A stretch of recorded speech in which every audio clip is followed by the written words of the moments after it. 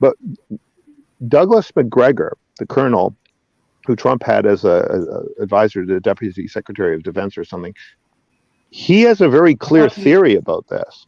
And his theory is that the Russians are going to launch from Belarus south through Kytomir, all the way to Transnistria in an out-of-supply strike to cut the country into one-third NATO supplyable West Ukraine Banderite territory that Poland and Slovakia and Hungary can fight over, and the other country, including the entire Dnieper Valley and Kiev, out of supply, unable to be supplied by NATO, everything cut and scorched earth, railways, power lines, nothing left in something like a 50-kilometer corridor. And they won't hold any of that territory. They'll just cut all the way south to Transnistria, where they'll be back in supply, and then simultaneously hit Nikolaev and Odessa from the back. That's Douglas McGregor's opinion. It's a hard knife that destroys the country and kills it permanently. That's a very risky strike, if so, but it's a credible proposal. And it's not the first time I've heard it. The first time I heard it was from General R.D. Bakshi, who's the editor of India's primary journal, who predicted the actual Russian assault in a month beforehand on Republic News. There's about an hour of him explaining how to do it. And he thought it would be a much harder strike. He didn't think it would stop at Kiev. He thought they would knife all the way to Transnistria, similarly to cut off the fanatical West Ukrainians who vote for the Holos Party and for Poroshenko and believe in Bandera, and just, put that middle of the country in a position where they say, okay, we either assent to Russian rule or we fight for these people we're now very physically separated from. So it's risky, but it may happen. How many pieces do you expect Ukraine to be cut up into? And by how many countries? 5. 6 pieces between 5 countries? Yeah. Elaborate. Well, Russia will get most of it. It'll certainly get the parts that it's already annexed, right? All the way to Transnistria? Yeah. What about the rest of Kherson? The rest of Kherson would go in Russia as well. How would they get to that? They'll get it by going at it from the north. If McGregor is right, they would come at it all the way down Kytomir, and then they would grab Odessa and Nikolaev from the Transnistrian axis. It's a very risky move, right? It's very risky. You're saying Russia gets the majority, right? So yeah. Poland gets the northern end. Poland gets what Poland historically had, which would be Lvov, Galicia, and Volhynia, where Ukrainians massacred Poles, 250,000 of them in a genocide in 1943, that they still don't apologize for, and so they don't deserve to hold the territory. These are the 3 oblasts, just go straight to Poland, no question. There's historical brutal crimes against Poles in those places, and they have and the Poles are setting up for it. My evidence for that is this. If you look at the demands Poland has recently made of Germany, like you still owe us $2 trillion for World War II.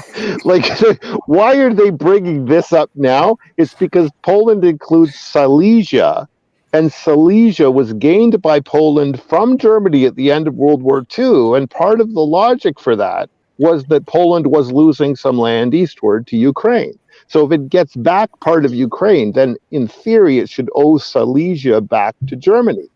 But if they have this $1 trillion claim against Germany, they're forestalling the chance that Germany, in the event that they get 3 oblasts of Ukraine, Germany will then be offered forgiveness from this war debt for giving up a counterclaim on Silesia.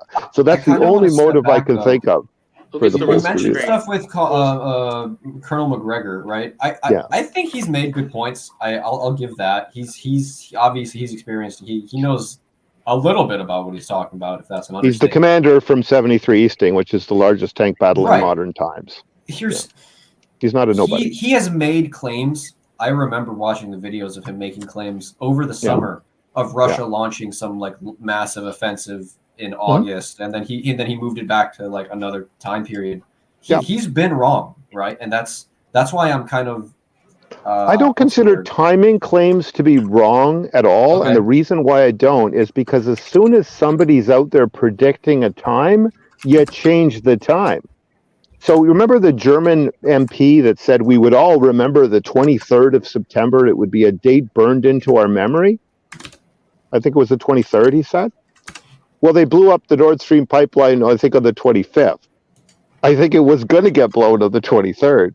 But then the German MP opened his mouth, and so they blew it 2 days later. So timing being wrong is something the enemy can easily do. You can predict their move right and then make them wrong. And if somebody as credible as McGregor was out there saying summer offensive, I'd think, shit, you know what? Maybe we shouldn't do summer offensive, because if McGregor, an American commander, could conclude that, then other American commanders must also know that we're going to do that. So we shouldn't do that.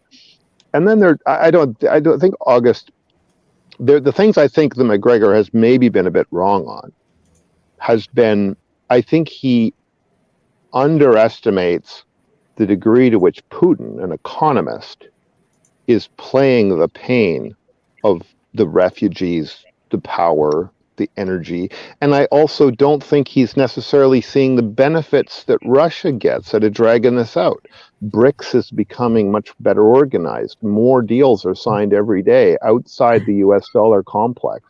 China and Saudi made $50 billion of deals last month. This is what happens if the conflict continues.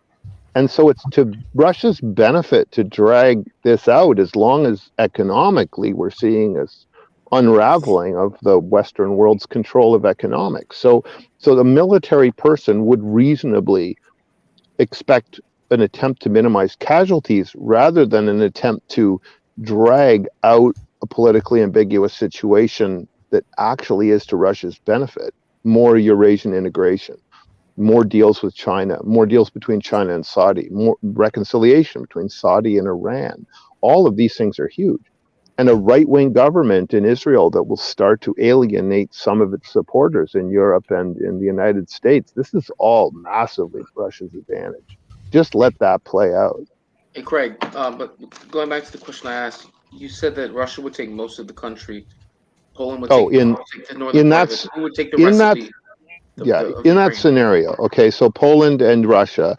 Belarus would probably get a small amount of swamp just for being involved, right?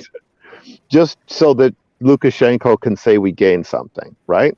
It would not be a significant piece of territory. It might even just be Chernobyl, right? But it would be something.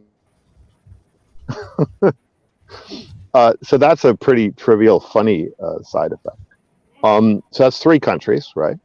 Mm-hmm. And Hungary would get Zakarpattia just because it's sitting there waiting for Zakarpattia, and it deserves Zakarpattia for just not doing harm to it, which everybody else has done.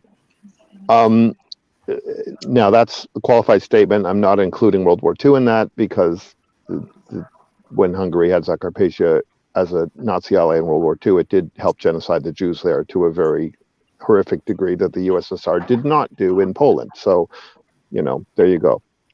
So they get part of Zakarpattia. Romania, there's 2 parts that Romania could reasonably start to claim. The better claim is actually to the southern part in South Bessarabia on the Black Sea.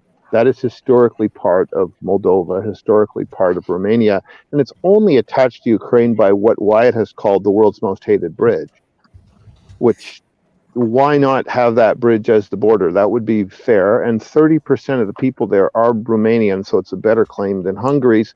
And if you could get recognition of Transnistria in Russia, and you could get Romania to get out of NATO as part of this deal, Romania would be a good deal to give South Bessarabia to Moldova or Romania, or for them to settle it between themselves. If you solved Transnistria and you got those countries permanently neutral, it would be a huge win. So I see that as a gain.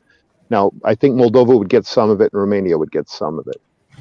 So that's 5 countries, though. You said 6 parts between 5 countries. Who's the 6th part? Yeah, well, the 6th part, and here's where it gets a bit weird, is is Slovakia. Slovakia actually used to include Ruthenia, but that was because Czechoslovakia was this weird artificial country of like leftover ethnicities, and Ruthenia was only in Slovakia because the British wanted it in Slovakia, not because the Slovaks wanted it. And the Ruthenians were oppressed somewhat by everybody. The Hungarians kind of forced them into the Catholic orbit, and then the Ukrainians in the Soviet area forced them into the Ukrainian orbit again. And they're really a separate ethnicity of people.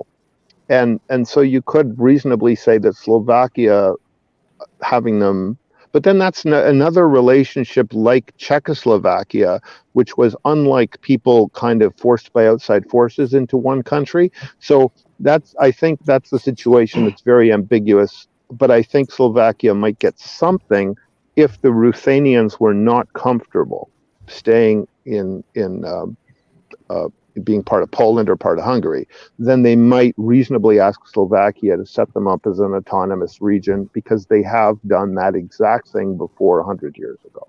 So that's my assessment of how things would crack up.